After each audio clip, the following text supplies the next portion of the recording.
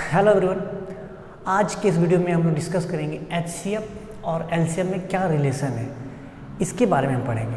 मैंने पिछले वीडियो में आपको समझाया था कि एलसीएम कैसे निकालना है और एचसीएफ कैसे निकालना है। अगर आप उस वीडियो को नहीं देखे हैं तो आप उस वीडियो को ज़रूर देख लें, क्योंकि एचसीएफ और एलसीएम निकालने में काफ़ी ज़्यादा समय लगता है और एलसीएम और एचसीएफ निकालने का मैं बेहतरीन मेथड बता चुका हूँ। तो अगर आपको एलसीएम और एचसीएफ निकालने में समस्या आती है तो आप पिछली वीडियो में जरूर जाके देख लें। तो आइए स्टार्ट करते हैं। आज का मेरा टॉपिक है relation between HCF and LCM. तो उसको पढ़ते हैं हम लोग।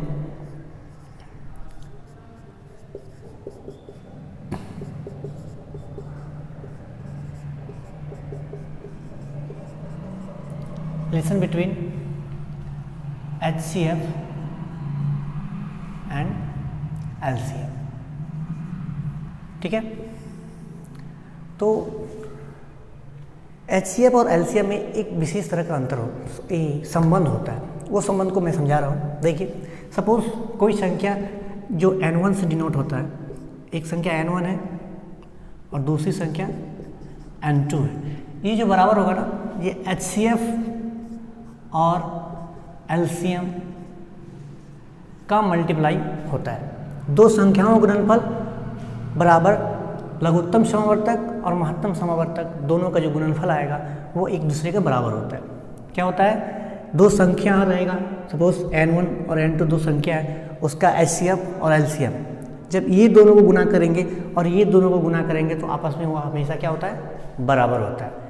चलिए, आप n1 को आप 36 मान लीजिए और n2 को 48। दो संख्या दिया हुआ है 36 और 48। इसका एचसीएफ और एलसीएम को जब हम मल्टीप्लाई करेंगे तो वो 36 और 48 के बराबर आएगा। इसको मैं प्रूफ कर रहा हूँ। देखिए,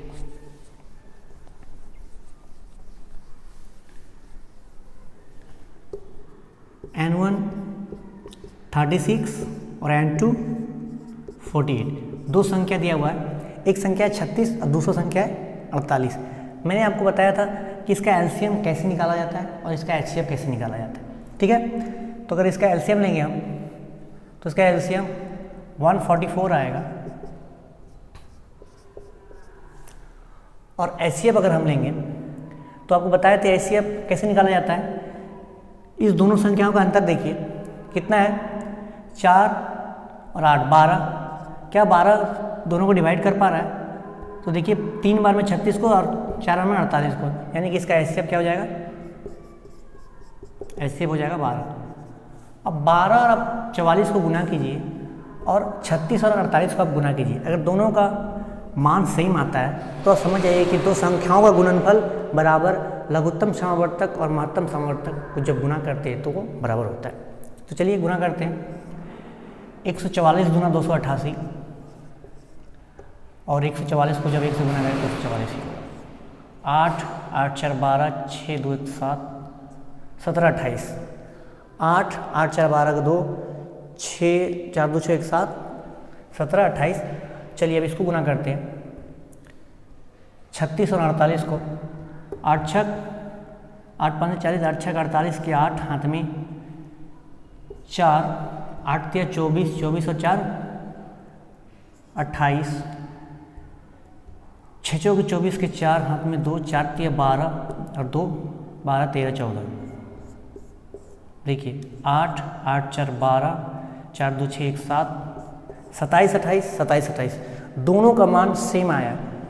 तो हम कह सकते हैं कि दो संख्याओं का गुणनफल उसके लघुत्तम और समवर्तक के गुणनफल के बराबर होता है। मुझे लगता है कि आपको ये क्लियर हो चुका होगा। देखिए, दो संख्या 36 और 48 था, इसको गुना किए तो क्या आया? 27 और 28।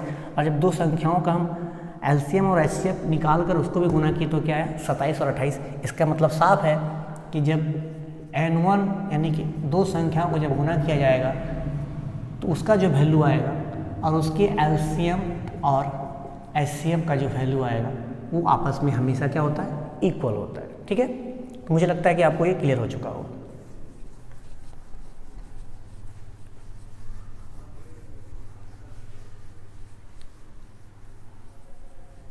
एचसीएफ और एलसीएम तो हम लोगों ने सीख लिया था कैसे निकाला जाता है। आज की इस वीडियो में हम डिस्कस करेंगे कि कैसे किसी भिन्न का फ्रैक्शन का आप एलसीएम और एचसीएफ निकालोगे। ठीक है, तो हम एक तरफ एचसीएफ निकालने सीखते हैं और दूसरी तरफ एलसीएम निकालने सीखते हैं।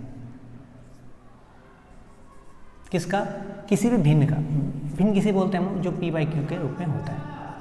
ठीक है, तो आपको दो भिन्न दिया हुआ है, सपोज ये दिया हुआ है 4/3, 8/6 और 12/9। आपको इसका एचसीएफ निकालना है। क्या निकालना है? एचसीएफ निकालना है। तो जब भिन्न का हमें एचसीएफ निकालना पड़ता है उस समय हमको एक छोटा सा कॉन्सेप्ट याद रखना होगा। वो क्या है कि भिन्न, ऊपर वाले को हम क्या बोलते हैं? अंश, और नीचे वालों को हर। ऊपर वालों को नोमिनेटर और नीचे वालों को डिनोमिनेटर। तो जब हमें एचसीएफ निकालने जब कहा जाएगा किसी भी भिन्न का, तो हमें अंश वालों का एचसीएफ निकालना है और हर का एलसीएम निकालना है। क्या निकालना है? अंश का एचसीएफ और हर का एलसीएम।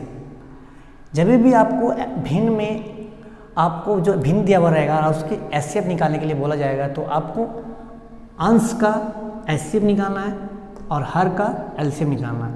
एचसीएफ यानी कि महत्तम समावर्तक और एलसीएम यानी कि लघुत्तम समावर्तक। तो देखिए, ऊपर वाला को हम अंश बोलते हैं और नीचे वाले को हर बोलते हैं। तो 4 और 8 और 12 इसका हमें क्या निकालना है? अंश है ना, अंश का निकालना हमें एचसीएफ। ऊपर वाले का एचसीएफ, नीचे वाले का एलसीएम। अंश का एचसीएफ और हर का एलसीएम। तो 4 और 12 इसका एचसीएफ क्या हो जाएगा? इसका एचसीएफ 4 हो जाएगा। ठीक है, अब देखिए नीचे वाला हमें क्या निकालना है? नीचे वाला का हमें एलसीएम निकालना है। तो एलसीएम निकालने का मैंने बताया था कि सबसे बड़ी संख्या को उठा लेते हैं और देखेंगे क्या ये संख्या इसको डिवाइड कर पा रहा है। तो ये 9 को डिवाइड कर दे रहा है, इसको हम कुछ नहीं करेंगे। 6 9 को पूरी तरह डिवाइड कर पा रहा है? तो नहीं कर पा रहा है। कारण कि इसमें एक एक्स्ट्रा 2 है। जब 6 को हम तोड़ेंगे तो 3 × 2 में टूटेगा। 3 डिवाइड कर देगा 9 को, लेकिन 2 नहीं कर पाएगा, तो वो 2 से यहाँ मल्टीप्लाई हो जाएगा। 4/18 ये हमारा क्या हो जाएगा? एचसीएफ हो जाएगा। किसका?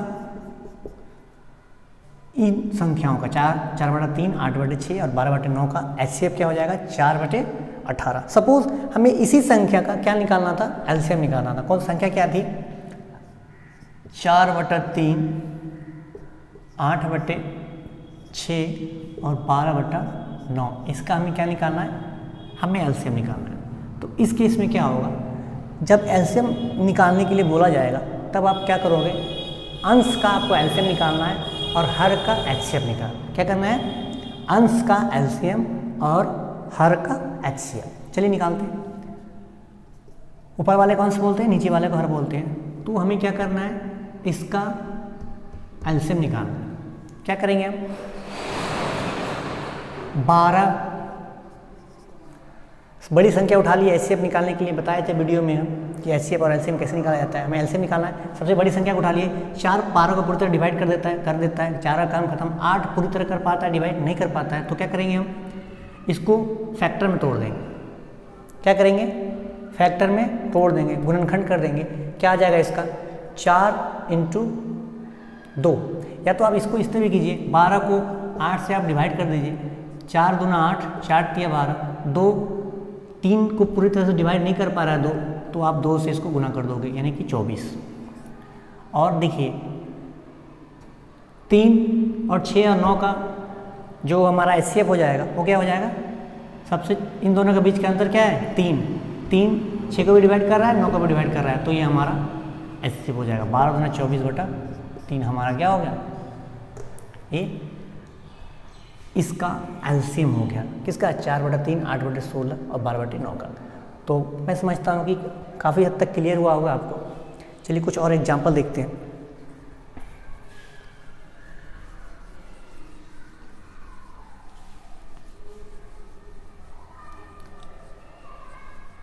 मैंने कुछ क्वेश्चन सेलेक्ट करके रखा आपके लिए, वो अच्छा क्वेश्चन है। जैसे 6/7 6/7, 5/14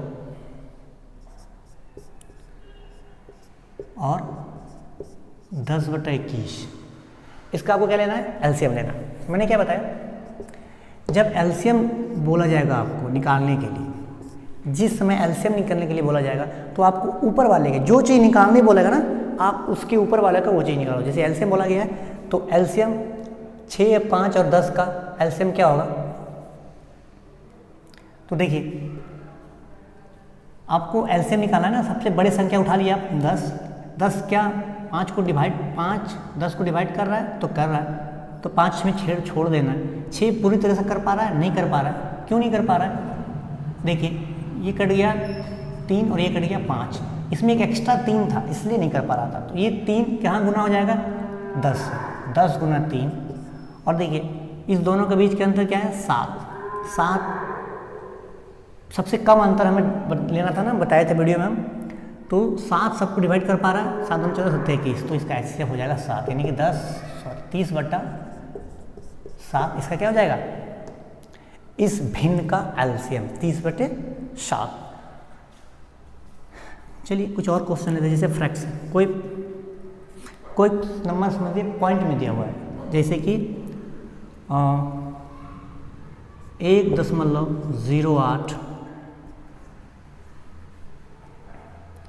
0.36, 0.9।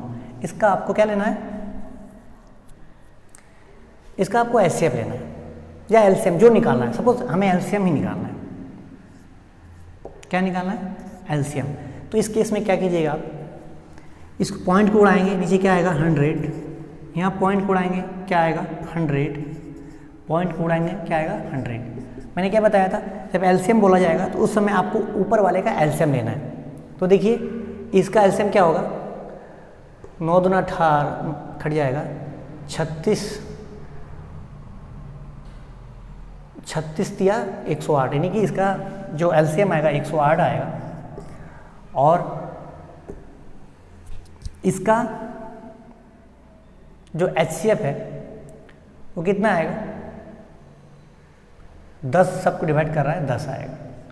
तो जो हमारा एलसीएम आएगा, जब 10 से इसको भाग देंगे तो क्या आएगा? 10.8। ये हमारा क्या हो गया?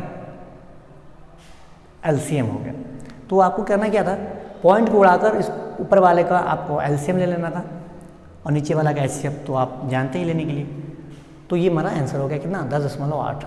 मैं समझता हूँ कि आपको एलसीएम और एचसीएफ जो फ्रैक्शन में दिया रहता है उसको समझने में आपको काफ़ी मदद मिला हुआ इस वीडियो से। मिलते हैं हम लोग नेक्स्ट वीडियो में। Thank you.